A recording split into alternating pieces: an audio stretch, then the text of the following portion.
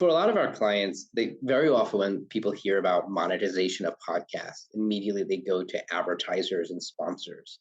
And that's not wrong. It's just that that's a much more long-term strategy. Right. Put ourselves into the shoes of an advertiser or sponsor. It's like, well, they want to get their money back and then some, right? It's an ROI, it's a marketing channel for them. So for them, they need to see the metrics and they need to see engagement. They need to see this work. Hey, welcome to my channel. My name is Kristy Yoder, host of the Master Delegator Podcast.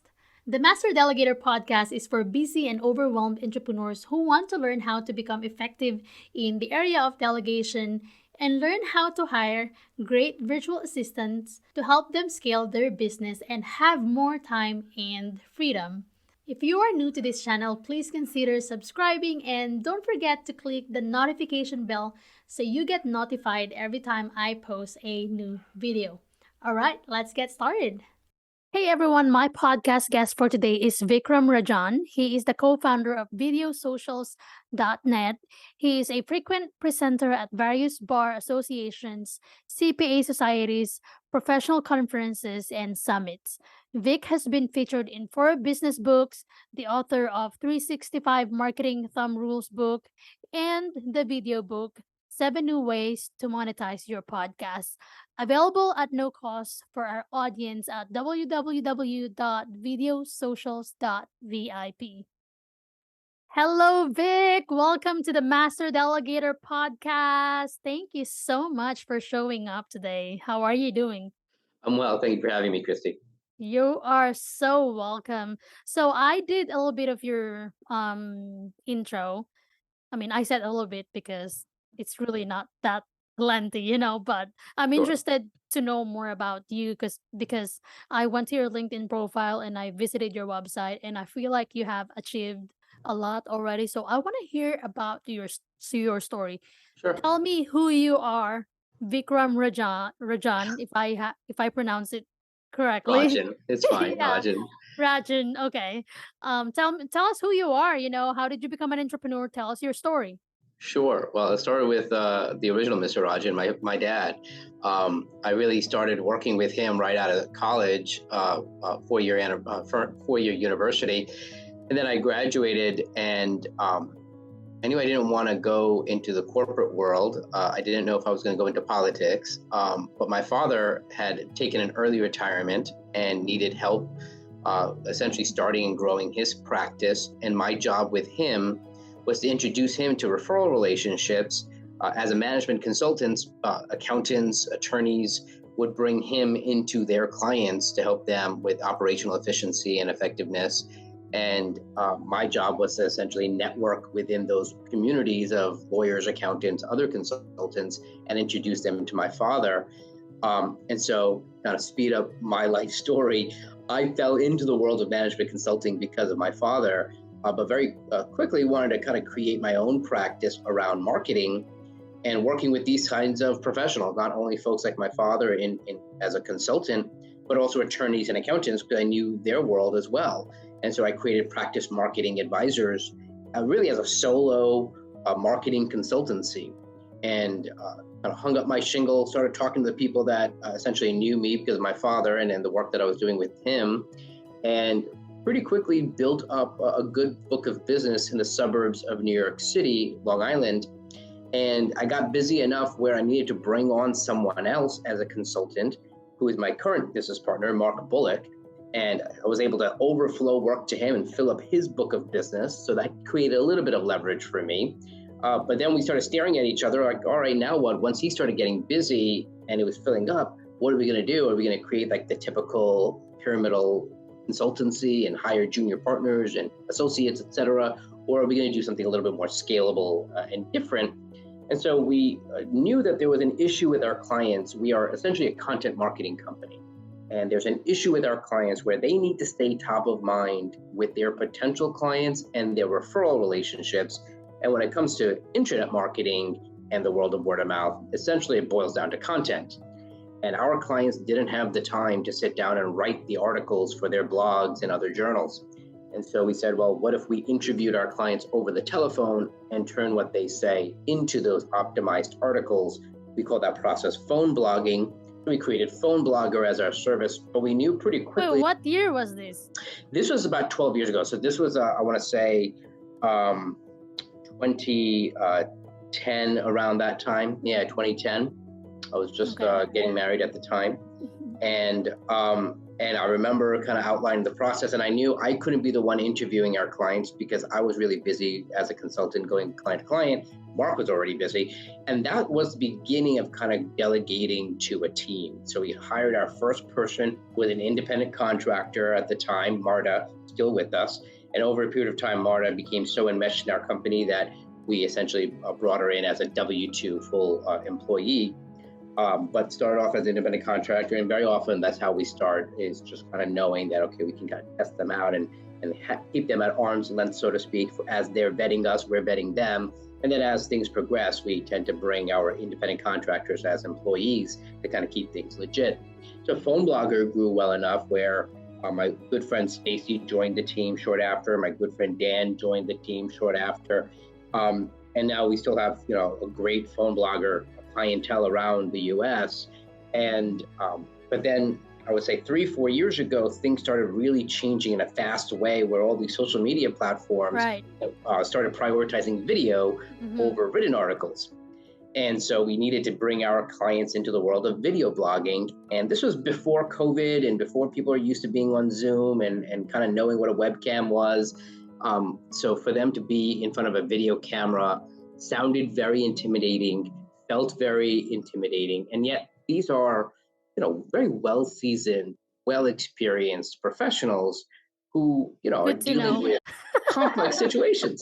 So it was kind of silly for them from my perspective. Yeah, So, I mean, that's why I said good to know, because here I am, I feel intimidated whenever I talk in front of so many people, regardless if it's physical or online. And I'm not from the States. I grew up in the Philippines, so English is not my first language. That's why when you were telling a story about your clients who felt intimidated, and they're like high level clients, I'm like, good to know I'm not alone. yeah. It's very relatable. I mean, and it's understandable, though. Nowadays, I guess it's understandable for me to go through it, but you wouldn't think so because these are folks that are kind of used to doing presentations. They are trial attorneys, so they're in front of courts and juries, and they're accountants, so they're used to speaking with government agencies. So for them to be intimidated being in front of a webcam, essentially talking about their practice, it was shocking.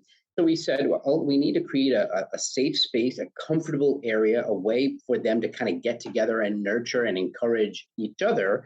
And that's what we started as video blogging clubs. We call the service called Video Socials. And so now we host 1 or 2 of these video blogging clubs every day. We've got nearly 100 members who come together in these small clubs, about 6 or 7 people at a time. They each take a turn to present a 2 to 3 minute topic.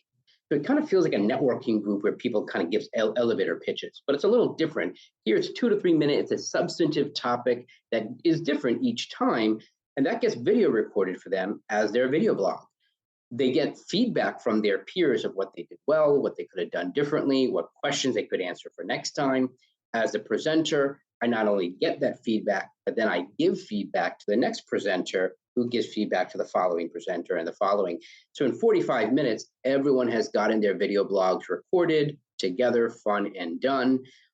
We ended up creating an automation software to handle the video captioning and the end screen and adding disclaimers, and it's push button posting to Facebook Live and LinkedIn and YouTube, of course, and WordPress websites. So in terms of delegation of a team, our team is really robust and wonderful. It's really what makes our company great. It's really because of the people between our VAs, independent contractors, our staff, our employees, and of course, our members of Video Socials. And the latest evolution, I'll end with this, is Video Socials VIP. We started noticing a trend last summer that a good number of our members started creating longer form videos where they would grab one of their potential clients or referral relationships and interview them, much like what we're doing, and essentially create a YouTube show out of it or a Facebook Live out of it. But then they got overwhelmed with all the annoying, time-consuming stuff that what it takes to put together. Yeah. And so they started getting overwhelmed with all the minutia, and they started asking us for help of getting their Facebook Live into YouTube or into Apple Podcasts, or get their podcasts into their website, into their newsletter, all the stuff that my staff does for my podcast, for my show. Essentially, we said, yeah, sure, we can help you out here and here and here. And sooner or later, we were doing a whole bunch of random things. And then I turned to my business partner, Mark, and said, hey, Mark, what if we just made it where they can just show up at Showtime the way I do for my podcast, where I just show up at Showtime and our staff takes care of everything? And we started proposing that to our clients. And that was just December of this past year. So January of 2022 is where we ended up creating the video interview podcast part of Video Socials, hence VIP, a great acronym. And so our VIP clients, we now run over 24 podcasts for our clients, where they show up at Showtime and everything else is managed for them. And we've kind of cracked the code, so to speak, of how our clients are able to get business from a relatively small audience in a relatively short amount of time, where they're interviewing potential clients, they're interviewing referral relationships, and they're really able to figure out how to monetize their show as a professional, as an attorney, a coach, a consultant, a financial advisor, as a subject matter expert. It doesn't take long, and it doesn't take a whole lot of time, especially when we're running everything for them. And so that's kind of the latest evolution of our content marketing firm, which is tremendous because it really helps our clients get that cross promotion from their referral relationships and colleagues that they have on their show. Much like how I'm excited to be on your show, Kristy. Yeah. Thank you so much. Excited to share my episode to my circle of influence when you go live with it, when you publish it. Likewise, our clients have guests who are equally excited to share their episode and thus cross promote each other's practices. I love it. Wow. So from phone blogging to video blogging, and now you have the VIP, the Video video. interview Yeah. podcasts. And then you have podcasts as well. Wow, what a turn. Like, it's like, I mean, it's not really a U-turn, but still a straight path, but it's a different path, Yeah, because for us, it's kind of more of the same. There are definite nuances to written blogging versus video interview podcasts, but it's sort of the same stuff. yeah. It's our clients' expertise and their personality, personal brands, them getting posted on YouTube and social media, their website, their newsletter. It's all the same stuff. Yeah, cool. It's just Yeah, packaged in a different way. true. So it comes with its own nuances. Yeah. But it's probably the most fun aspect is the video parts. Tell me about Showtime. I've heard of it, but I don't know if I'm thinking, if we're talking about the same thing. Is this a media channel? Showtime here in the U.S. is, I don't know if that seems like a tangent. Like Showtime, you mean like cable channel Showtime, or I don't know. I mean, the thing that you're talking about, Showtime. Oh, show up at Showtime. Sorry. So that's a phrase that we use. Yeah. Oh, okay. Yeah, that's a phrase we use as in like Showtime, as in like when their show is. For example, Oh, we're like recording this at it's 3 o'clock, right? Showtime. At Okay. Showtime. Yeah. Show up at their Showtime. Sorry, I got confused. Show up at their Showtime. Exactly. Yeah. I see. I think, as you know, kind of running so many different things, and I'm sure you have people helping out, where our clients are going from one meeting to another meeting to another meeting. And for them to breathe in between, hopefully eat lunch in between is, it's tough. And so It for them is. to carve out an hour or 2 or 3 hours to put together a show, it just falls under its own weight. And just, maybe they do it once or they do it twice. And it's like going to the gym. It kind of, the habit falls aside very quickly. But we create everything so they can show up on stage where everything is taken care of for them. Now we run it remotely, much like you do, with a different type of system. But nonetheless, they're able to kind of come, review the notes. They know who they're speaking to and really engage powerfully with their guest, who is a referral relationship or a potential client, so they know it's going to lead to business. They just need to nurture that relationship. Are you sick and tired of being overwhelmed and afraid you'll never scale your business? Meet Smart VAs.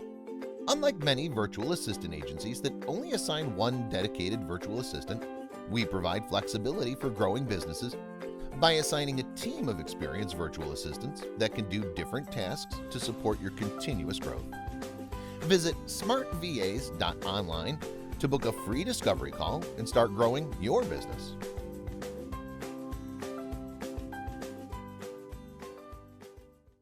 So you are saving your clients a lot of time, Yeah.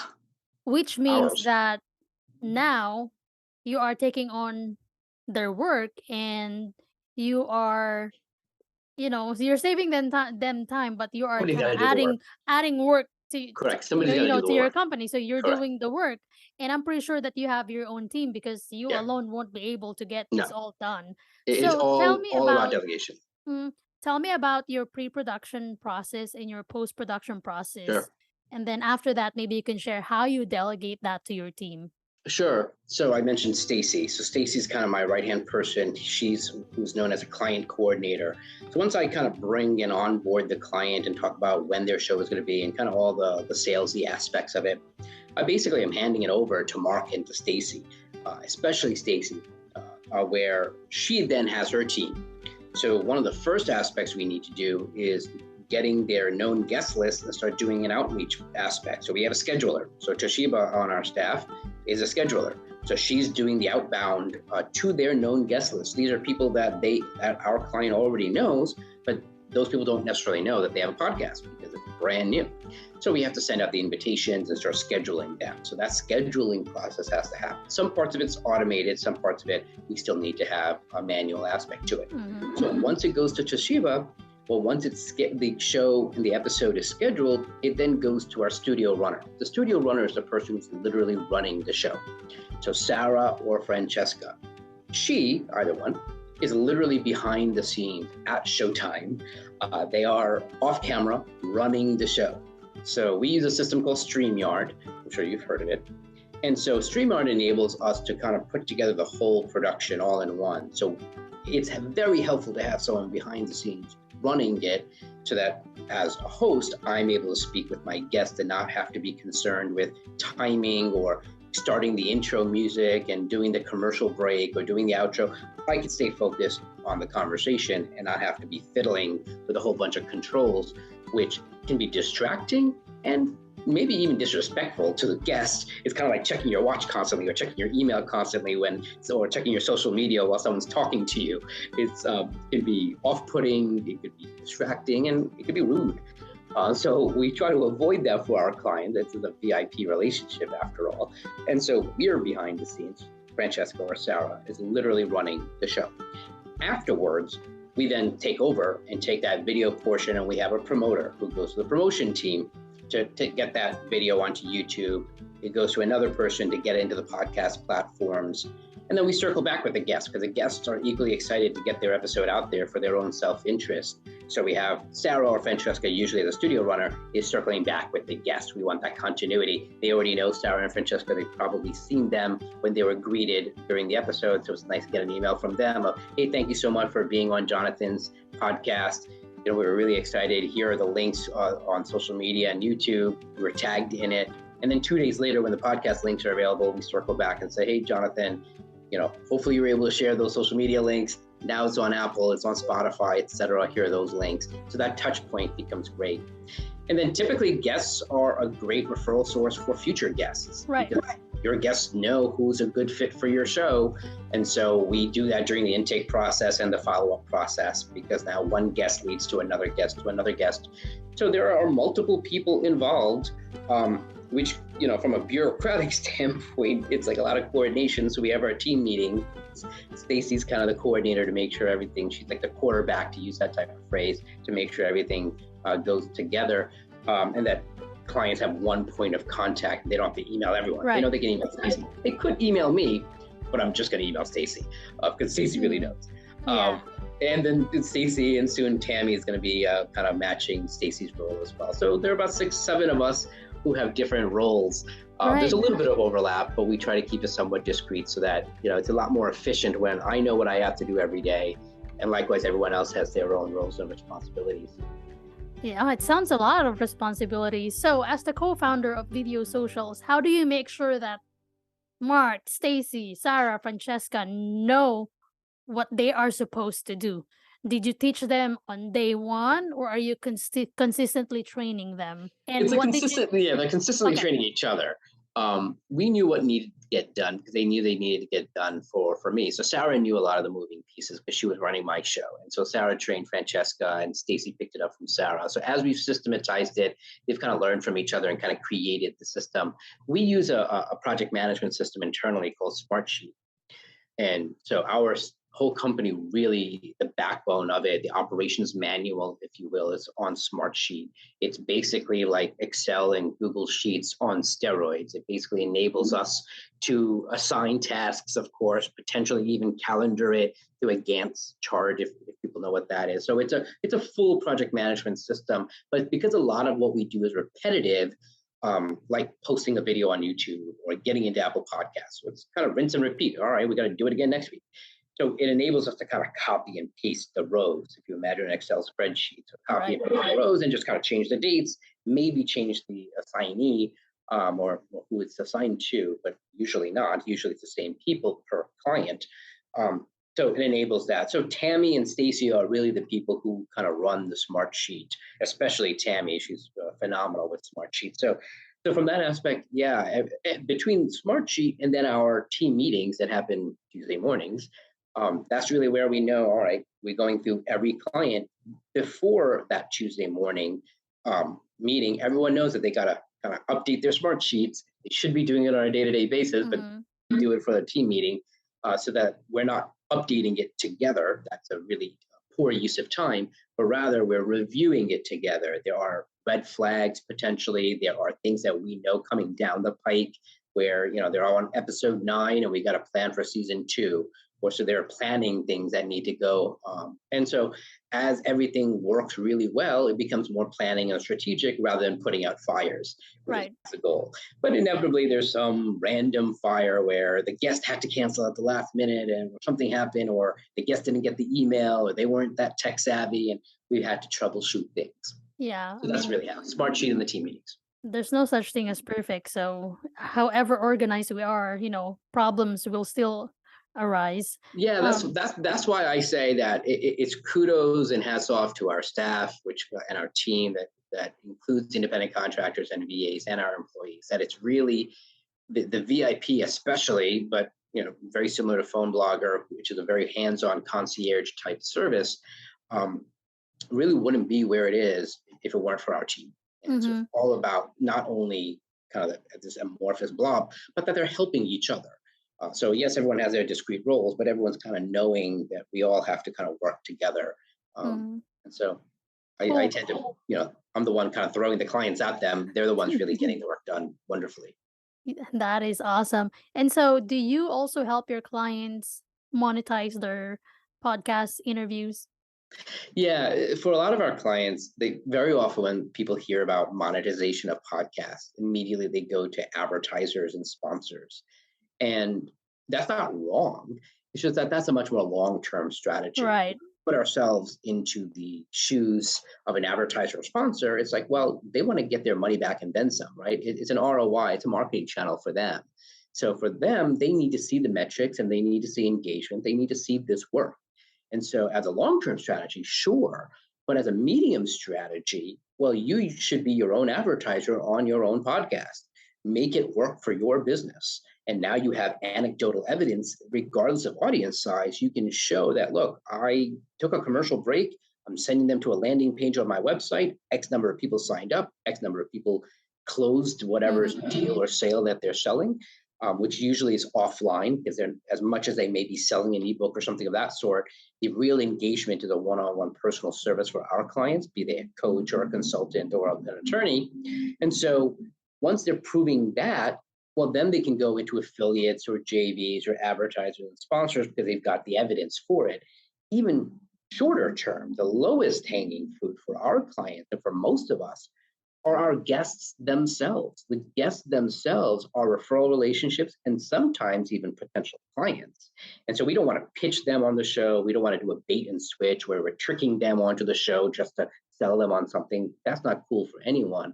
But nonetheless, it's a referral relationship. So the relationship is paramount. So it's sometimes the big first time that they're having a conversation is on the podcast. So that's not a great time to pitch them. No, but it's a great time to get to know them and to get to know what they're going through. And so afterwards, when they have their post-episode review meeting, PERM, as we call it, when they have their post-episode review meeting, now they can kind of break bread a little bit deeper and kind of really talk offline and really get to know each other better. And that's really top of the funnel, so to speak. That's really when the sales conversation could begin, not on the podcast itself. And so the referral relationship, the potential client aspect of guests is extremely powerful, especially for our type of clients, where one client is easily, $5,000 to $10,000 US dollars in billing. One or two clients just more than pays for the full season of a podcast or even season 2 of a podcast. So focusing on the short term for our clients on their guest is the easiest low-hanging fruit of monetization, which is great because once you create that engine, then you can step it up for people to come out of the woodwork for that midterm, improving it to advertisers and sponsors the long term. There are actually 7 different ways that you can monetize a podcast. Yeah, I want to know more about that. Yeah, so you can go, anyone can go to videosocials.vip. So we have one website called videosocials.net. It's our video blogging clubs. Videosocials.vip goes to the one for video interview podcasts. And there it pops up. You can put your email address in and you'll be able to get the video book that goes into 7 new ways to monetize your podcast ROI results. And so the return on investment, how can you really do that? There's 7 different ways, but essentially it's organized into short-term, midterm, long-term outline. That is awesome. And I'm glad that you also educate your clients on that, because some podcast, production companies or agencies, they just want to, edit the podcast and you're done. Yeah, we're not really a podcast editing company. In fact, we prefer not to edit.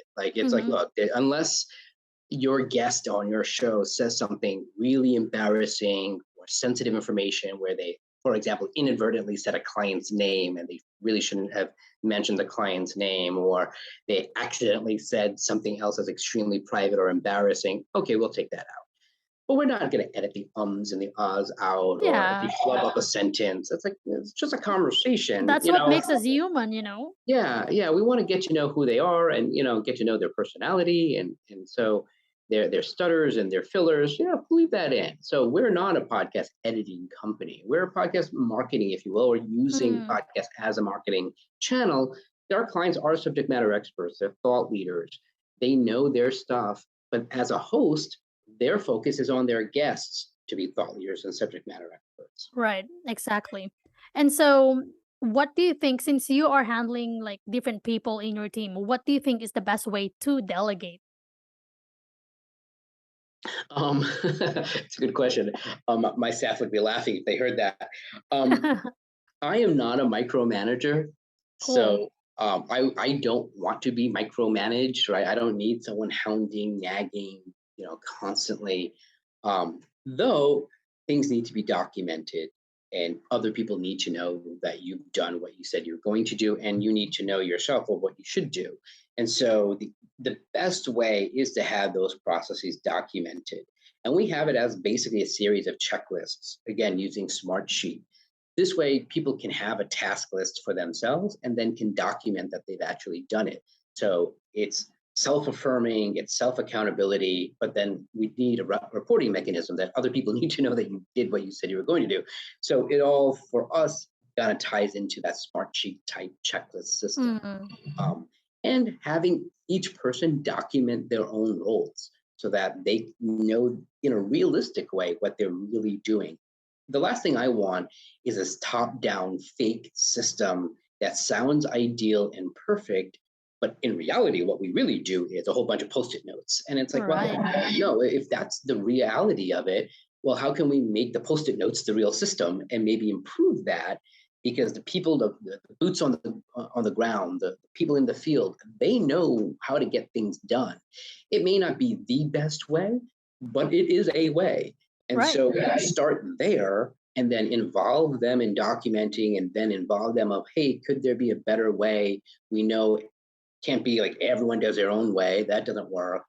But what's that flexibility that can happen? So for me, it's really relying on the people that we're delegating to kind of bring it on. And then, of course, the next person that's coming in, getting trained, is that much better. Right. We usually don't bring on someone who has no idea what he or she is doing. They Mhm. usually have some experience. And so that experience can be helpful, sometimes hurtful if, they do it their way. But it's like, all right, let's learn from that. Maybe there's improvement.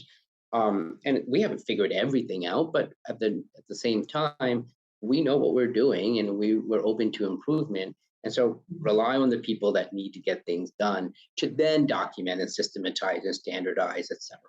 Yeah, I love that. And I totally agree that having documentation in place or systems in place, they're very important because otherwise we won't be able to scale as fast as we want, right? Yeah, it's one of the reasons why for us there's so many people involved. Like sometimes that becomes very annoying and bureaucratic. Like why can't it just be one person that does it all? Well, that key personnel issue becomes an issue. Like if that person falls sick or has to go on Yeah, vacation wonderfully, or something happens where they're just out because someone in their personal life needs their attention. Well, the whole company can't come to a screeching halt. They're the only ones who know how to do something. And exactly. I'm like, that's just not correct. Like, that's not delegation, that's abdication. It's just being Exploiting absentee somebody. landlord. Yeah. So it's like, so the whole point is to have now someone can fill in. So you can kind of say, all right, Stacy's out. Someone can kind of fill in and pinch hit and kind of maybe not be as comfortable as Stacy in a role, but nonetheless can kind of sort of do it. So Stacy or Toshiba or Sarah or Francesca, so they can kind of do each other's role to some degree, but everyone's got their own roles Yeah. specifically for that reason. Yeah, and people have different strengths and weaknesses Yeah, and passions, You correct. need to delegate what that person is good at and what is that person passionate about. So And Sarah and some, Francesca and Mark, Stacy, they're probably, they're unique individuals, so they're gonna right. have different strengths and weaknesses. That's why it's important that you delegate to different people, and you cannot expect one person to be able to do it all. No, And us business owners, we should not even expect ourselves to be able to do it all because that is suicide.